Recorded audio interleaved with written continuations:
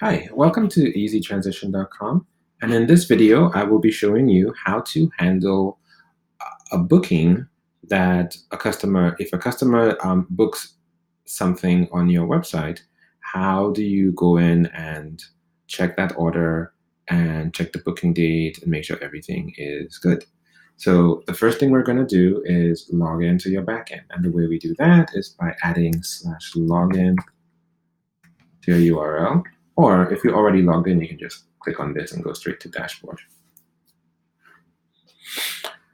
So once we get logged in, we're going to see the dashboard. There we go. We see the WordPress dashboard, and we have a number of options here.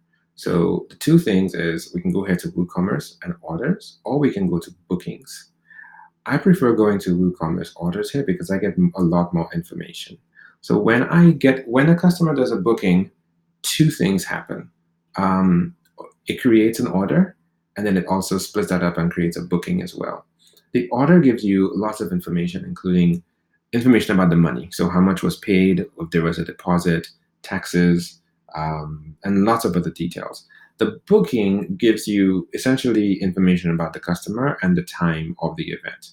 So actually, the order contains information about the booking as well. So that's why I like to just go straight to the order.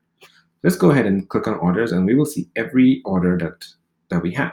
So here are all our orders, and most of these are just test data. So if we go into this one, Darren Cato, we can see that it has an order number, it has a date, a status, and the amount. So this is the date the order was placed. So if I click on here, I'll go into some more details. And once it loads, it's going to show me lots of information about the particular order. So it starts off with the order number.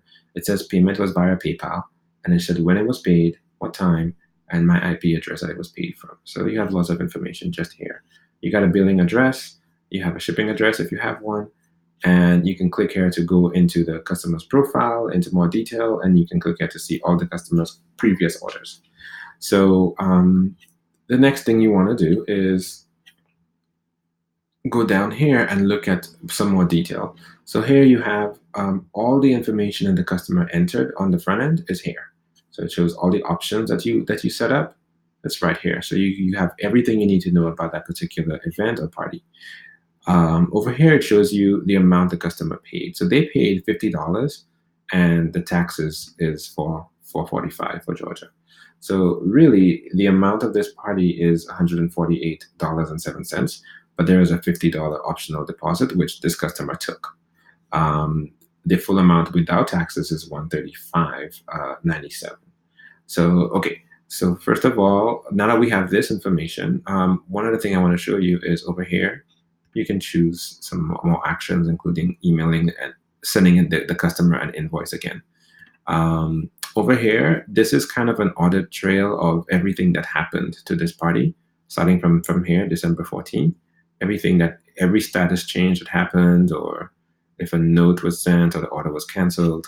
So if you wanted to add a note, you could do some note there, and that could be a private note that's just there for you to remember something, or you could make it a public where it goes to the customer. I'm going to make it private, and I'm going to hit add, and what's going to happen is that you'll see a new note at the very top. So once it loads and I scroll back up, here's my note right here. Okay, so if we keep going down, it will show you the amount and the tax again. That's what was charged.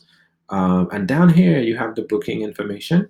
You can click on here to go into the booking in more detail. But again, everything that you'll get in the booking, you can get here. So there's no reason to go into bookings. Down here, you have two options. You can invoice the remaining balance because this was a deposit. So you can invoice the balance that they're supposed to pay. Or you can just hit mark paid offline. And if you hit mark paid offline, that means that the customer came into your store, or they physically gave you money or a credit card, and you charged it off the site. This is what I recommend if they're providing a real service and they're going to pay when they come in. You would just hit that. So let's go ahead and do that right now. If I hit mark paid offline, let's see what happens. So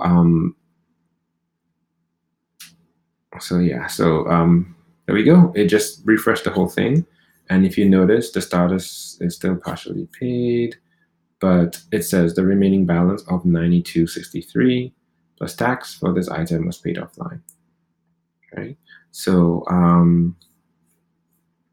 for some reason, it still says partially paid. So at this point, you can go in here and you can just change it. You can just change the whole thing to, I believe, paid status on hold or completed. You can change the whole thing to completed, and you hit update. So if there are no other payments that are necessary, that should be it. So now this order is completely completed. You have all the information here for your booking. So you've already serviced the customer and you've marked it as paid offline. The booking now says paid, and you're essentially done. So if I were to go back here to orders and I look for this order again, now it should say completed in blue. Okay, so this is essentially how you handle your orders from the back end. If you have any questions, feel free to reach out to us.